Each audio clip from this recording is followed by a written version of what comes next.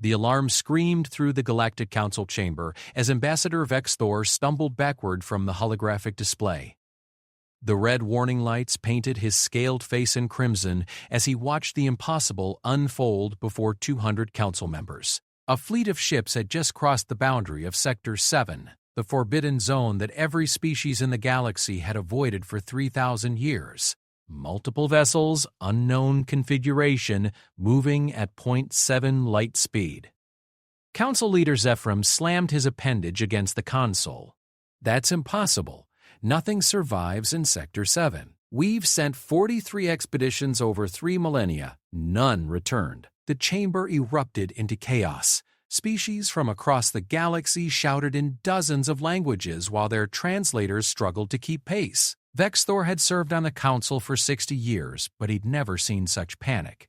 Sector 7 wasn't just quarantined because of radiation or spatial anomalies. The sector was sealed because of what the ancient texts called the Devourers, beings of such violence and cunning that they'd nearly destroyed the galaxy 12,000 years ago. "Getting visual feed now," Quinra said, her voice trembling. The hologram shifted to show sleek vessels unlike anything in council records. They moved with precision, their formation suggesting military discipline. But what froze Vex Thor's blood was their design. Aggressive angles, weapon ports visible even from this distance, and propulsion systems that defied current understanding of physics. "By the first stars," whispered Counselor Nexra from the Plavidian Empire. "What are they?" The lead ship's communication array activated. Static filled the chamber before a voice cut through, speaking in Galactic Standard with an accent that sounded ancient yet disturbingly clear. "This is Captain Jake Morrison of the United Earth Fleet, designation Alpha 7. We're responding to your automated distress beacon from the Tarvis system. Requesting permission to render assistance." Silence crashed over the council like a physical force. "Earth?" Zephram's voice cracked. "Impossible! Earth is listed in the Forbidden Archives. That world was inside Sector 7 when we established the quarantine." Vex Thor accessed the ancient database, his hands shaking as he pulled up records older than most civilizations in the chamber. There it was, buried in warnings and apocalyptic prophecies. Earth, homeworld of humans, classified as one of the devourer species. Quarantined not to protect them, but to protect the galaxy from them.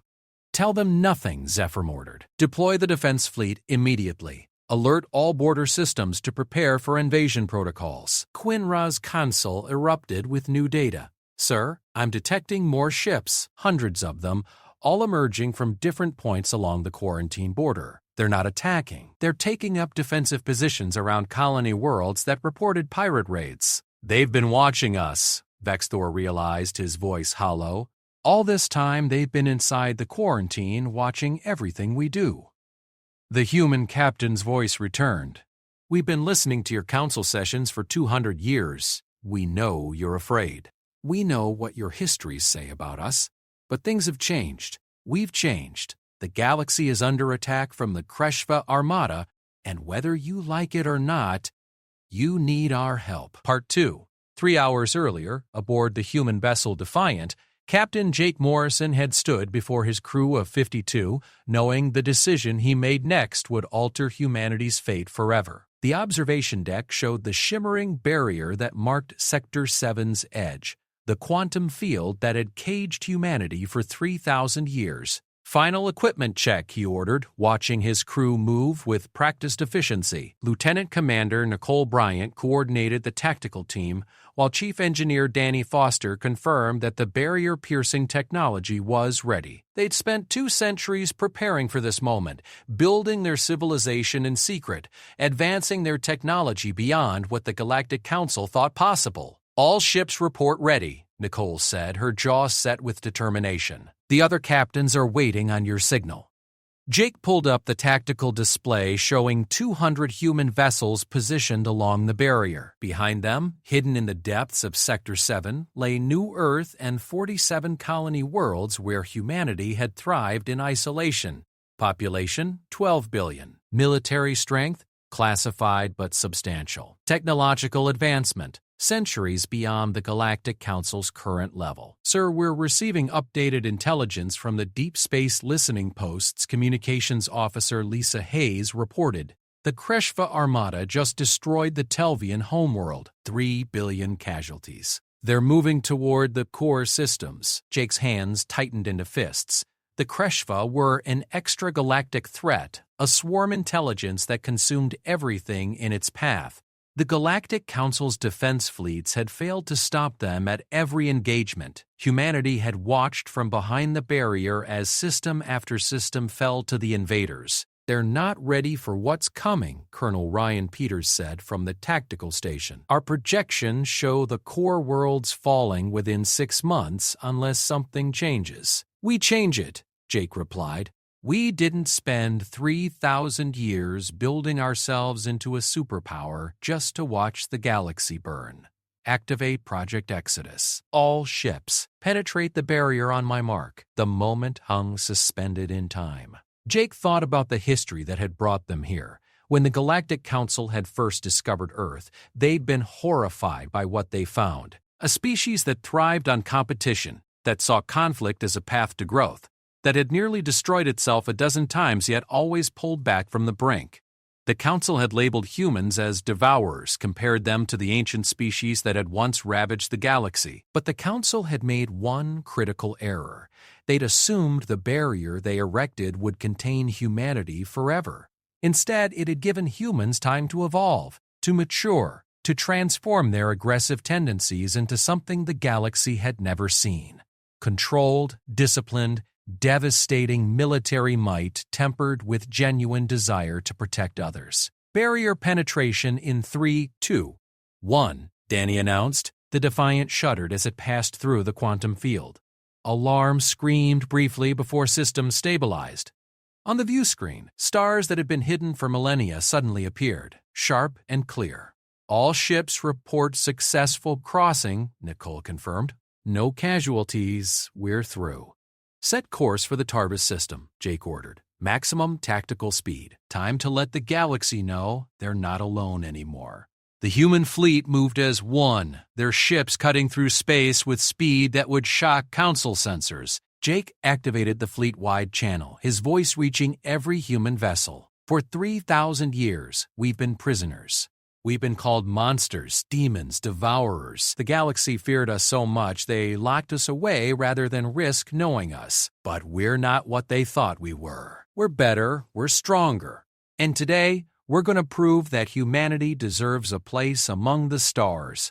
Not through conquest, but through courage. Not through fear, but through sacrifice. The galaxy is burning, and we're going to save it whether it wants us to or not. The crew erupted in cheers that echoed through the ship's corridors.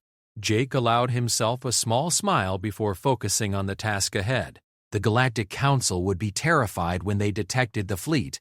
They'd probably try to destroy them on sight. Sir, we're being hailed, Lisa said. It's the Council's automated distress beacon from Tarvis. They're under attack by Kreshva forces. Perfect timing, Ryan muttered. Nothing says hello like saving them from extinction. Jake nodded. Broadcast our response on all galactic standard frequencies. Let's introduce ourselves properly. As he spoke the words that would announce humanity's return to the galaxy, Jake watched the tactical display update with new information.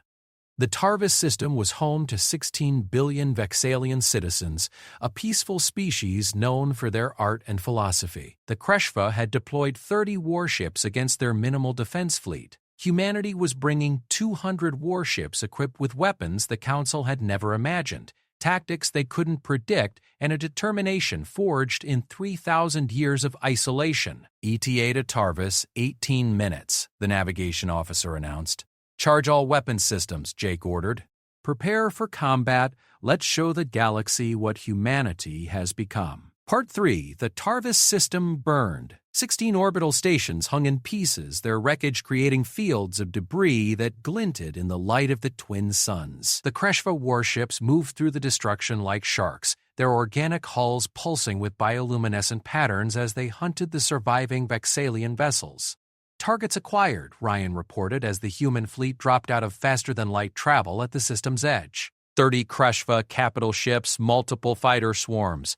The Vexalian defense fleet is down to 12 vessels and falling back toward the planet. Jake stood at the command deck, his eyes scanning the tactical display. The Kreshva were spread out, confident in their superiority. They'd probably never faced organized resistance before. That was about to change. All ships, attack pattern Morrison, 7. Fighter wings, deploy and engage their swarms. Capital ships target their command vessels. Rules of engagement, total suppression. Show them what happens when they threaten innocent lives.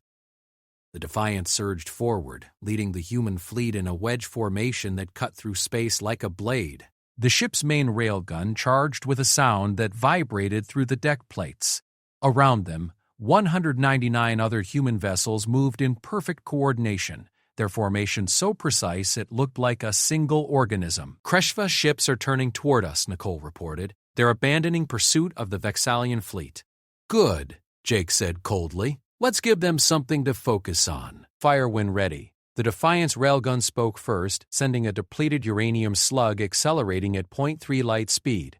The projectile hit the nearest Kreshva warship dead center, punching through its organic armor and detonating the volatile biofuel stored in its core. The explosion lit up the battle space like a second sun. Then the rest of the human fleet opened fire. Railguns, plasma cannons, and missile pods unleashed devastating barrages that tore through the Kreshva formation. The aliens had never encountered weapons like these. Their ships were designed to withstand energy weapons common in the galaxy. But humanity had taken a different path. Kinetic weapons, explosive payloads, and good old-fashioned physics turned their vessels into shredded meat. 3 enemy ships destroyed, 4 heavily damaged, Ryan announced, his voice rising with excitement. Their formation is breaking, they're trying to retreat. Negative, Jake said firmly. No survivors, no retreat. They came here to kill billions. We send a message that stops here and now. All ships pursue and destroy. The human fighter wings screamed into the battle space, their pilots moving with reflexes enhanced by neural interfaces and training that started in childhood. Lieutenant Amy Cooper led the first squadron, her voice calm over the tactical channel as she coordinated attacks on the Kreshva fighter swarms. Gold Squadron, target the swarm protecting their command ship. Silver Squadron, hit them from below. Let's clear a path for the Defiant. The fighters danced through space, their agility far exceeding anything the Kreshva could match.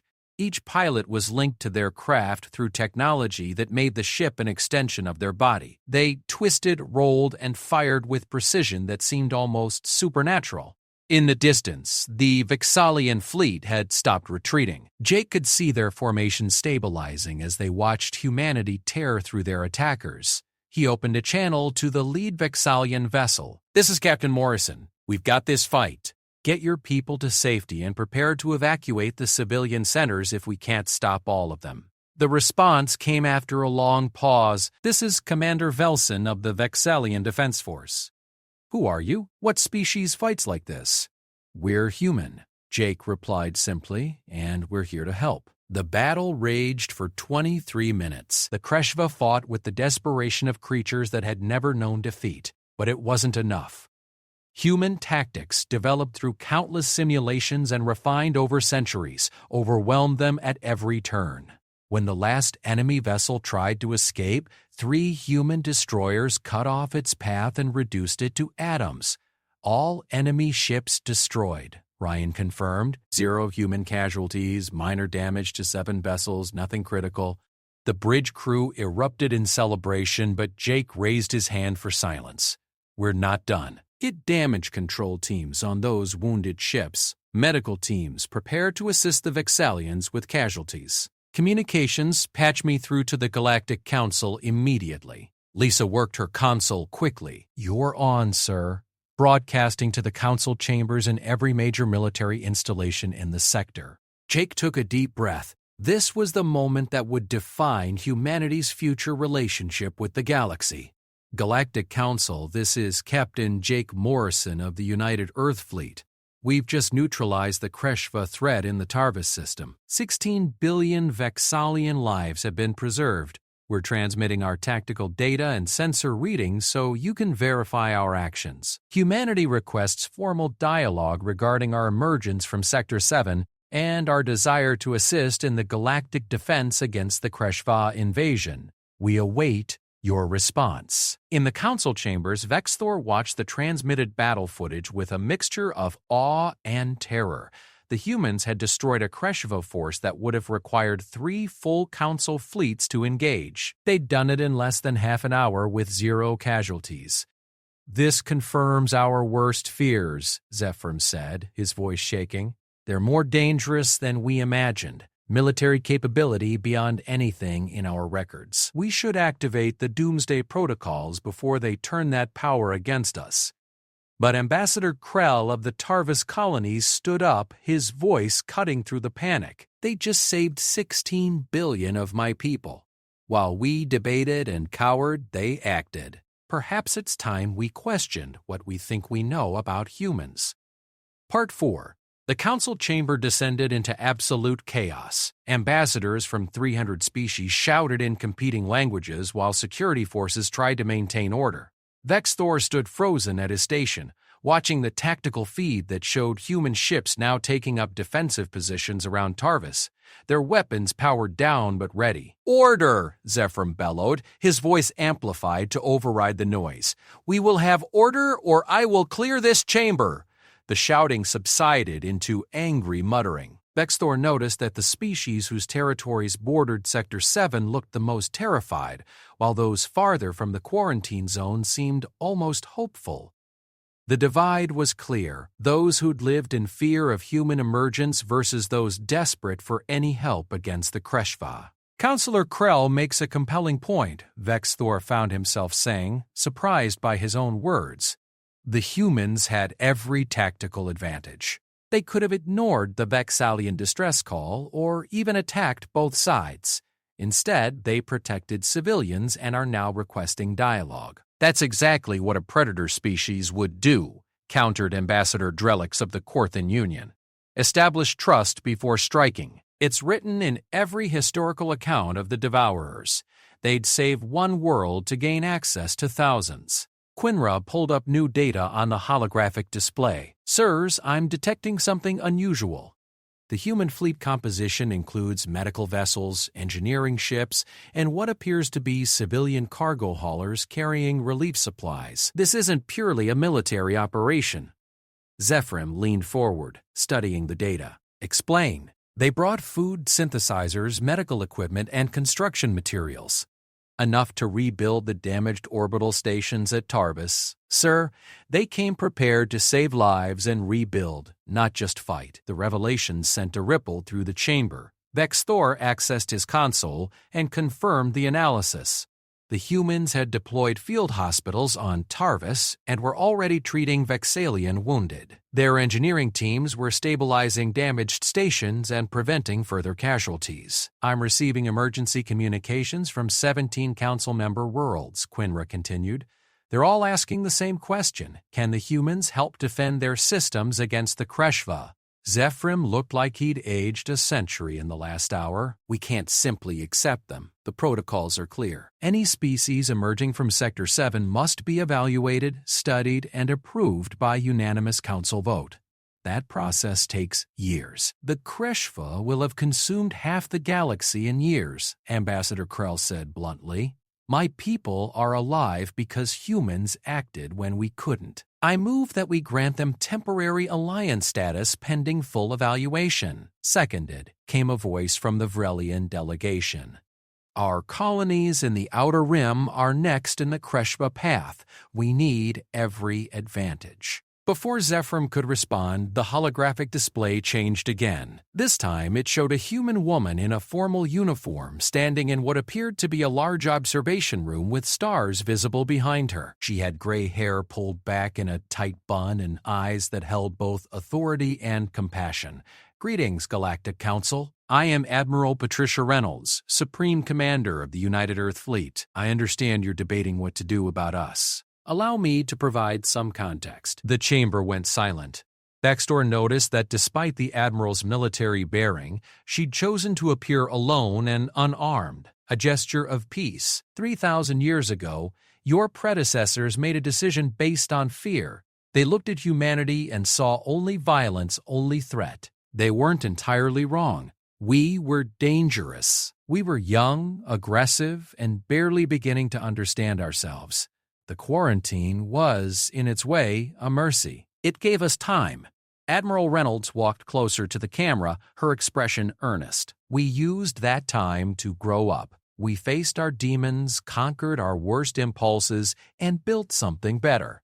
Not perfect, but better. We developed technology, yes, but more importantly, we developed wisdom. We learned that strength without compassion is tyranny, and compassion without strength is weakness. We became what we needed to be. She gestured behind her, and the view expanded to show an enormous space station orbiting a blue-green world. This is New Earth, our capital. 12 billion humans call Sector 7 home across 48 worlds. We have been watching you for 2 centuries, listening to your broadcasts, learning your languages, and waiting for the right moment to emerge. That moment is now, not because we want to conquer, but because the galaxy needs defenders who understand what it means to fight for something greater than themselves. Zephyrim found his voice. Pretty words, Admiral, but words mean nothing without proof. How do we know you won't turn on us once the Kreshva are defeated? You don't, Reynolds replied honestly. Trust must be earned, and we're prepared to earn it. But consider this. We've had the capability to break through the quarantine barrier for 80 years. We chose to wait. We chose to develop not just weapons, but ethics. We chose to emerge only when our help was desperately needed. Judge us by our actions, not your fears. A new voice cut through the chamber. Ambassador Salvara of the Mindorian Collective, one of the oldest species in the galaxy, rose slowly from her seat. I was there when the quarantine was established. I voted for it. I want to ask the Admiral a direct question. Reynolds nodded. I'm listening. Your species was quarantined because ancient records suggested you shared traits with the Devourers, the species that nearly destroyed the galaxy 12,000 years ago. They too were brilliant, aggressive, and rapidly advancing. They too spoke of protection and cooperation. Then they consumed 3,000 worlds in a century. What makes you different? The question hung in the air like a blade. Reynolds' expression grew somber. The Devourers saw other species as resources to be exploited. We see them as lives to be protected. The Devourers sought dominance. We seek partnership. The Devourers never learned to say no to their own hunger. We spent 3,000 years learning exactly that. Ambassador Salvara, I cannot prove we're different with words alone, but I can prove it with time and action. Give us the chance. Vexthor watched the old ambassador's face carefully. Salvara had lived through conflicts that had shaped the modern galaxy. Her opinion carried immense weight. The humans saved Tarvis without being asked, Salvara said slowly. They could have let those billions die and strengthened their negotiating position. Instead, they risked their ships and their people. That suggests they mean what they say. I support temporary alliance status. The vote began. Part 5. The vote took 4 hours, but when it concluded, humanity had secured temporary alliance status by a narrow margin. The decision came with strict conditions. Human forces could engage the Kreshva but couldn't enter core systems without council approval.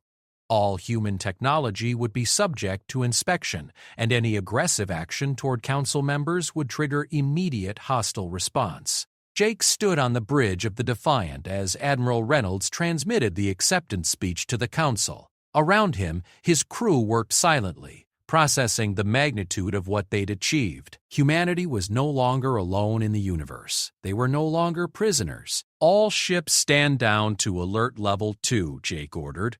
Maintain defensive positions around Tarvis, but let's give the Vexalians some breathing room. They've been through enough today. Nicole approached him with a data pad. Sir, we're receiving formal thank you messages from the Vexalian government. They want to establish diplomatic relations immediately. Also, 17 other council worlds are requesting defense agreements. Forward everything to Admiral Reynolds and the Diplomatic Corps.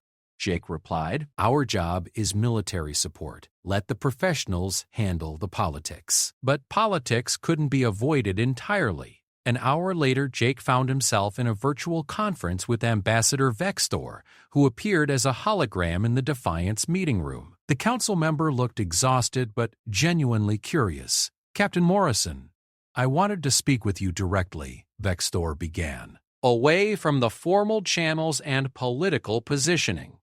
Jake leaned back in his chair. "I appreciate that, Ambassador. What's on your mind?" "I need to understand something.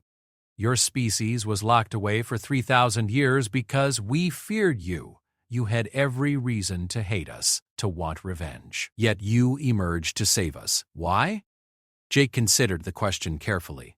"Because hate requires energy better spent on building something worthwhile. Yes, the quarantine was unjust. Yes, our ancestors suffered because of fear and prejudice. But we also recognize that the Council made the best decision they could with the information they had. We were dangerous back then. We might have become the monsters you feared if we hadn't been forced to confront ourselves in isolation." "That's remarkably forgiving," Vextor said quietly. "It's practical," Jake corrected. "Holding grudges doesn't save lives. Acting decisively does. The Kreshva don't care about our history or our feelings. They're going to keep killing until someone stops them. We have the capability to help stop them. Everything else is secondary." Vextor was silent for a moment. "The Council is terrified of you, you know. Even those who voted for alliance status. They see your military capability and imagine it turned against them." "Then they should watch what we do next," Jake said. "We're not asking for trust on credit. We'll earn it, one saved world at a time." Over the next 72 hours, humanity proved those words. When the Kreshva attacked the Peluvian colonies, human ships arrived within hours and drove them back. When a civilian convoy was ambushed near the Draxon Nebula, human fighters appeared and escorted them to safety. When the Council's own defense fleet struggled against a Kreshva siege at the Mordanian system, 200 human vessels arrived and turned the tide. Each engagement was recorded, each victory documented. The galaxy watched as humanity fought with precision, discipline, and an absolute refusal to accept civilian casualties. They saw human medics treating wounded aliens, human engineers rebuilding shattered infrastructure, and human diplomats offering assistance without demanding control. Slowly, the fear began to transform into something else. Not blind trust, but cautious hope. In the council chambers, Vextor compiled his official report on humanity's first week of emergence. The statistics were staggering. 14 Kreshva fleets destroyed, 9 worlds saved, 47,000 civilian lives rescued, 0 instances of human aggression toward council members, 0 territorial demands, 0 political manipulation. "They're not what we thought they were," Quinra said, reading over his shoulder. "The Devourers consumed. Humans protect. They're still dangerous," Vextor replied. "Perhaps more dangerous because they're disciplined. But you're right. They're not the monsters from our nightmares. They're something we've never seen before. Warriors who fight for others rather than themselves." The report went to Zephrim, who read it 3 times before calling an emergency council session. "We need to discuss making humanity's alliance status permanent," he announced to the assembled ambassadors, "and we need to do it now before pride prevents us from accepting the help we desperately need." The debate was fierce, but shorter than before. The evidence was overwhelming. Species that had voted against humanity's emergence were now requesting human protection. Border worlds that had prepared for human invasion were instead welcoming human construction teams. The Kreshva, who had seemed unstoppable, were suddenly facing defeat after defeat.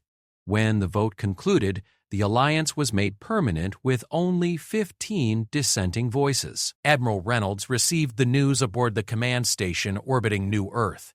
She stood at the observation window looking out at the planet where humanity had rebuilt itself from the ashes of quarantine, and allowed herself a small smile. "Broadcast this to all human vessels and colonies," she ordered. "Today, humanity reclaims its place among the stars, not as conquerors, but as guardians. Not as the monsters we were feared to be, but as the heroes we chose to become. We emerged from 3,000 years of isolation with a simple mission: protect the innocent, defend the helpless, and prove that strength tempered with compassion can change the galaxy. That mission begins now and will continue until every world is safe and every species can live without fear. This is our promise. This is our purpose. This is humanity's gift to the stars. Across human space, 12 billion people heard those words and understood the responsibility that came with them. They'd spent 3,000 years preparing for this moment. Now they would spend however long it took proving they deserved it. Jake stood on the Defiance Bridge, watching as new orders came through. The Kreshva main fleet had been detected moving toward the galactic core. Every available ship was being mobilized for what would be the largest space battle in recorded history. Humanity would fight alongside the species that had once imprisoned them, defending worlds that had once feared them. "All hands, prepare for deployment," Jake announced. "We've got a galaxy to save." The Defiance engines flared to life, joining hundreds of human vessels as they moved toward the coming battle. Behind them, the quarantine zone stood empty, a reminder of where they'd been. Ahead of them, the galaxy waited, filled with allies who'd learned that humanity's greatest strength wasn't their weapons or their technology. It was their unshakable determination to protect those who couldn't protect themselves, even when those same people had once been their jailers. The Galactic Council had been horrified when humans emerged from the quarantine zone. Now they were grateful, and humanity was just getting started.